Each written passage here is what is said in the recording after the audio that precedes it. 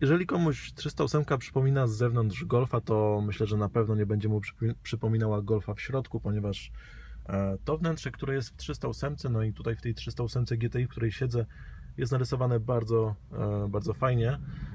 Jest tutaj sporo takich rozwiązań, których inni producenci nie stosują i za to należy Peugeota na pewno docenić.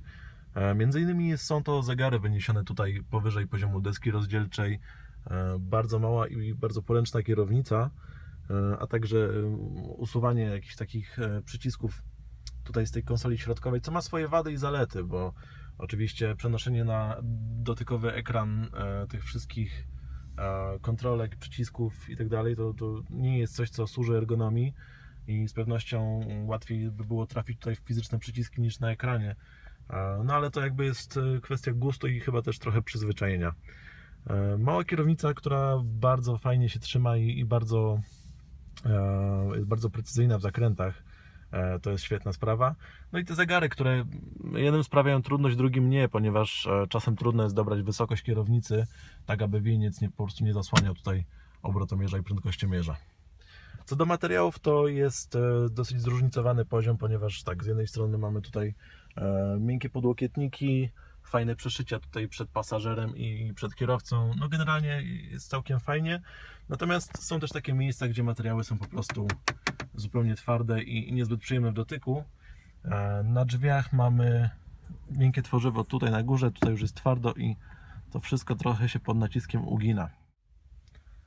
Jeżeli chodzi o ilość miejsca, to jest zupełnie w porządku z przodu i jest go dosyć mało, nie wiem czy to widać, ale jest go dosyć mało z tyłu. Tutaj raczej nie jest to zbyt rodzinny samochód. Widoczność jest dosyć mocno ograniczona, ponieważ te przednie słupki są dosyć grube. Mamy tutaj nisko schodzące lusterko zewnętrzne, a co do widoczności do tyłu, no to tylna szyba jest też dosyć mała i na przykład w lusterku zostaje nam tylko taki mały pasek widoczności. Ze sportowych akcentów mamy tutaj taki kawałek skóry na kierownicy, który pokazuje godzinę 12. Mamy takie dosyć ładne czerwone przeszycia przed kierowcą, przed pasażerem, na drzwiach, na podłokietniku, no generalnie w wielu miejscach.